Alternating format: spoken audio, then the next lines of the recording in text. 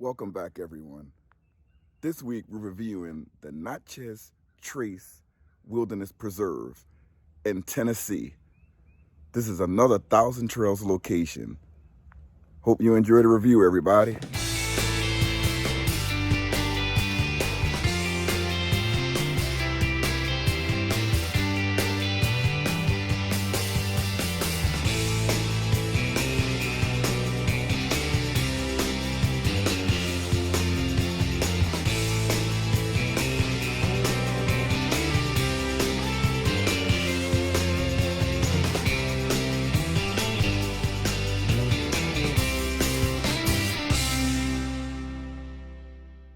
As you enter the park, As we arrived at this campground, it was late at night, but the Christmas spirit was in full effect, as you can see, with the decorations all around the Thousand Trails sign. There's plenty things to do at this campground. It's in the wilderness, and it's fishing, there's lakes, there's all, just for the eyes to see. Here's a morning shot at the campground as we walked around after we had a great night's sleep. It's very, very spacious. There's still a lot of room because it's still cold here, so not many RVs, a lot of empty sites, but it's in a well-wooded area. Thank God we didn't see any bears or any other animals, just our dog Mac.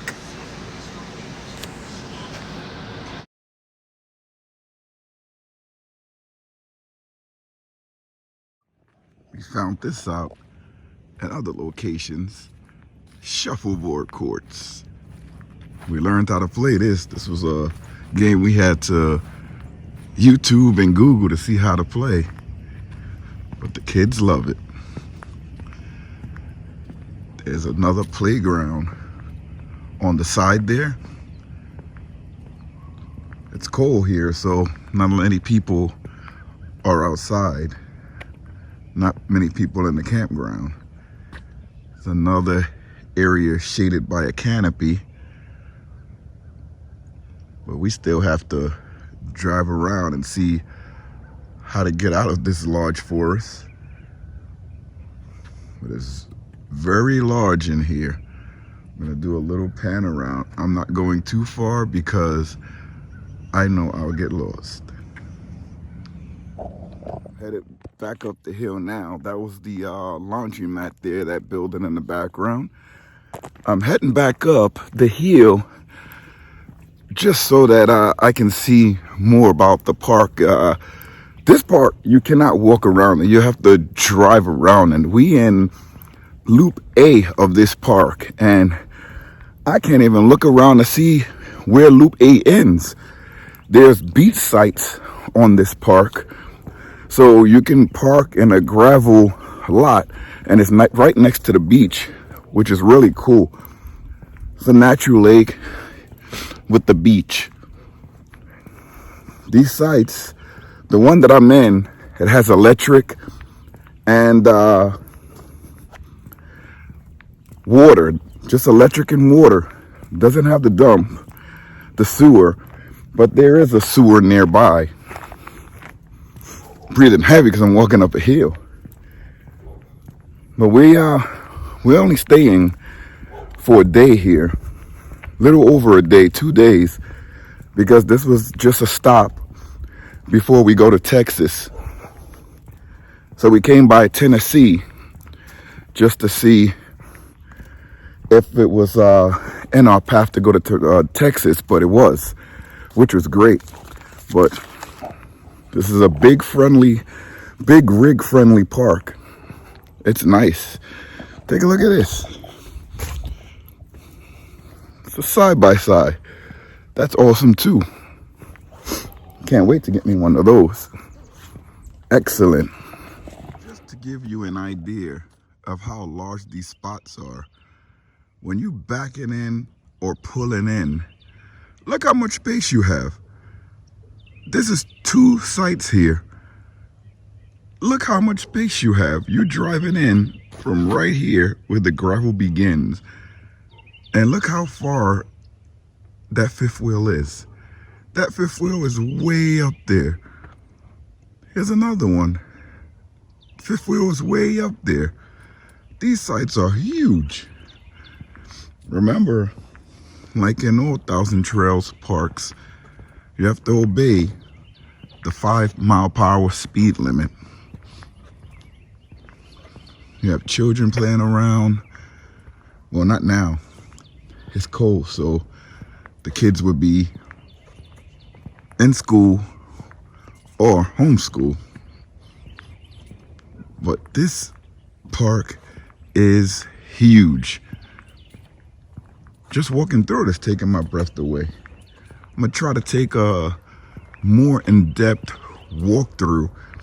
I just don't want to cross anybody's site, and I don't know where the site begins and where they end. Okay, I'm walking through a roadway now that it looks like this is like a road where you can walk through, like a small path. But this is in the wilderness. Yes, it is. And I'm trying to see if most sites have a dump. And in this park, it looks like most sites do not have a dump, but there is a nearby dump station. Most of the people I see are carrying the same thing that I carry, and that's the 28 or 36 gallon water tote by Rhino. That thing is amazing because it saves you having to go to the dump so many times, and it saves you from moving your rig. You can just pour it into the Rhino and you can tote the you can pull the tote with your car and get it over to the site, so it's a lot better. But I'm seeing a lot of the sites now in this loop, and just as in all Thousand Trails locations in the winter states, it's a little bit chilly, but you're still out in nature and it's still beautiful. It's really nice to see. This is the wooded area behind Loop A. These are all empty sites here. There's plenty of room if you want to take the drive through the wilderness to get here. It's not a bad drive, but try not to come at night, because we came at night and that was the scariest thing to do. But we love scary and we love adventure, so we took it on. Remember, with this park, you have to try to come before it gets dark. When we came, there was no one in the ranger station, but they have a lockbox, and it had all of our information in the lockbox. We had the code and we got the information, and we just have to take back our information to the ranger station to let them know which site we chose and our departure date. So this overall is a really, really spacious, nice park. I would come back. If I was in this area, I would definitely come back. And it's open year round. That's one of the reasons we chose this park, because it's open year round. Remember, we drive in all the way from the northeast, going to the most southernest, I don't even know what you call it, southwest part of the U.S., down to Texas. I know southeast is Florida. We've been there. You go down to Key West, you can't go no more. But we going to Texas, where you can't go anymore unless you're going to Mexico. We've been there before. All right, let me see if I can show you guys some more of this gorgeous campground. Here's our site again. Remember, we came in at night, so we could barely see. So we parked the best way that we could. Made sure we had enough room to pop out our slide. We didn't hook up the water because we're not going to be here long. We're dry camping at this location. But I didn't even unhook. But we have everything that we need.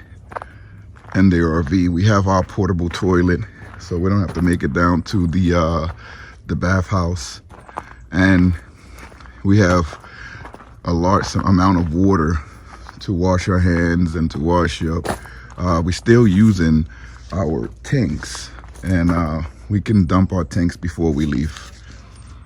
Little correction, called it water on board. It's freshwater tank. I'm so silly.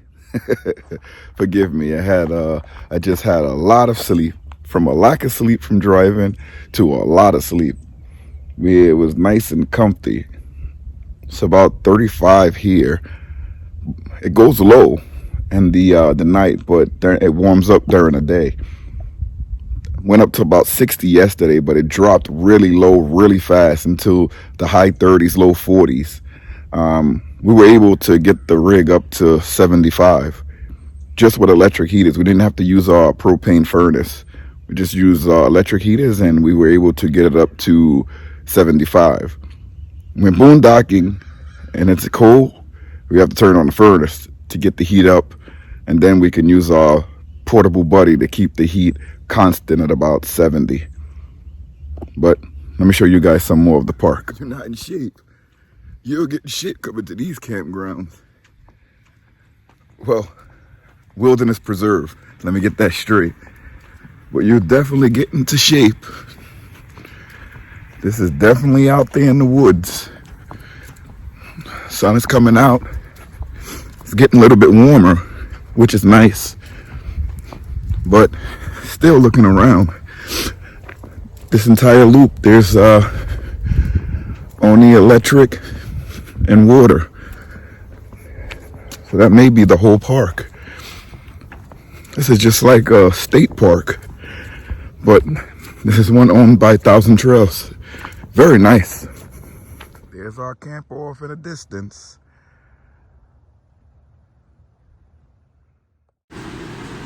Here is the map and also the hours where the rangers are going to be in the station. As you can see, they leave at 5 p.m.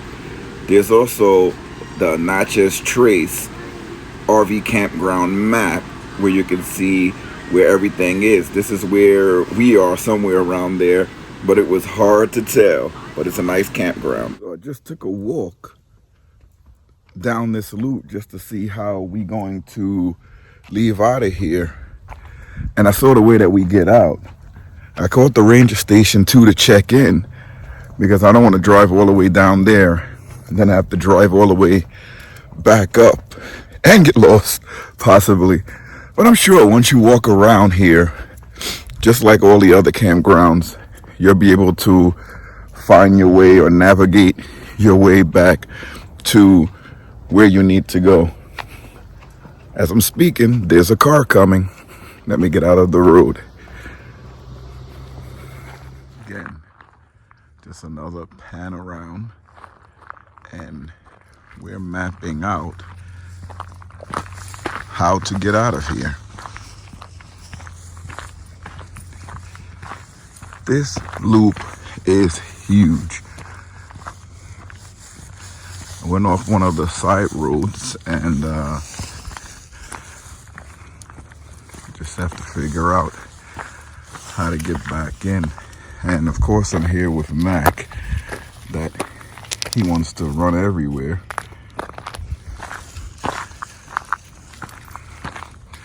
This is the back side of what we were just looking at. It's nice, but this is just the back of what we were looking at earlier on.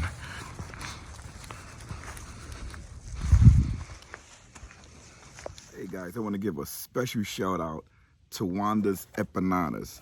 If you guys don't know, these things are great. I'm going to put a link to her page in the description below, but check them out. These things are amazing. This one is chicken. It's lovely. Come in these nice boxes. They're tasty.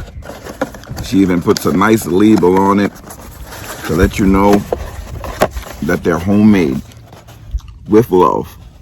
Wanda's empanadas. Check them out. All right, guys. I'm about to wrap things up, but just wanted to give a brief summary about this park. It's absolutely stunning. We came at night, so we couldn't capture the beauty at night around Christmas time, where everyone has up their decorations. They even have like a breakfast with Santa for the kids. It's really nice. They have a beach down the road, a lake. They have playground for the kids, shuffleboard. There's a lot to do. You can even drive around your tow vehicle or your ATV, golf cart, whatever you have, and just look at this large, spacious park. It's great. When you come, make sure you fill up with gas. There's plenty of gas stations that are around. We got off the highway and we got into a few pickles because there were small gas stations. But just be patient. There are larger ones that are around. I mean, when I mean small, they're not RV friendly. You can get in, but it's going to be kind of difficult to navigate your way around. We were able to get in and get out, but some of them we didn't get gas. We just went in and went out. But there are others that are known for having great gas stations like Shell, Pilot, Love's. They all have like nice, big rig friendly pumps. So make sure you fill up before you come into the park, because there's a little drive coming into the park, and if you're not familiar with the park, you're going to be driving around in the park to find your campsite. So we were thankful that we found the gas station right before we got to the park. It's about maybe 5 or 10 miles away from the park, but we made it and it was great. Once you come in, it's just beautiful. The roads are nicely paved for the site that we're in. The pathway leading to this site, nicely paved roads. It's excellent. I would not have anything negative to say.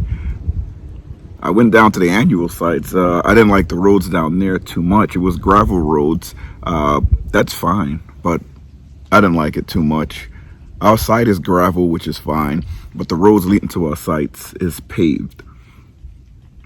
This is open all year. They have annuals here.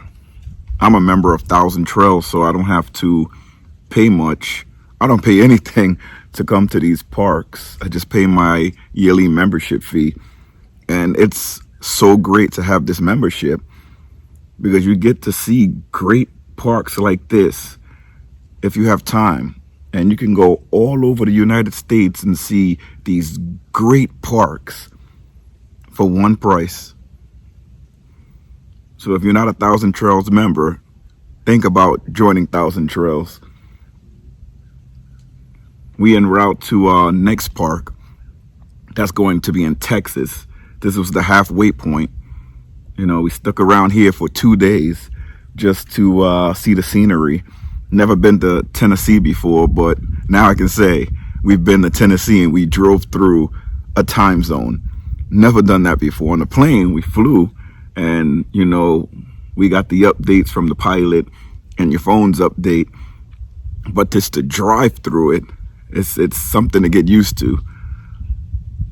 Especially you have appointments, homeschool, everything is going to get kind of mixed up because the times are different. We're like an hour behind from the East Coast, the Northeast.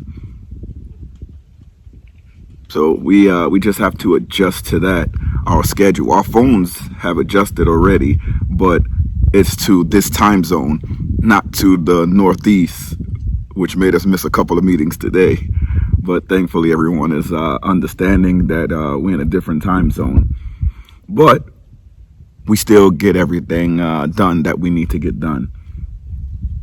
But as always, I'm Ricky from the Smalls RV Adventures. The Smalls RV Adventures. And please continue to follow us. If you didn't subscribe, hit that subscribe button. We go around visiting all these parks around the United States. We're going to go on another boondocking series and gas filling series after this before we get to our next destination, which is about 13 hours away. In the RV, you had to add a couple hours there because it's about 20 minutes each time you stop for gas. But again, I'm Ricky from the Smalls RV Adventures. Hope you enjoyed this review. Until next time, see you later. And I'm not cold anymore. It's warm over here.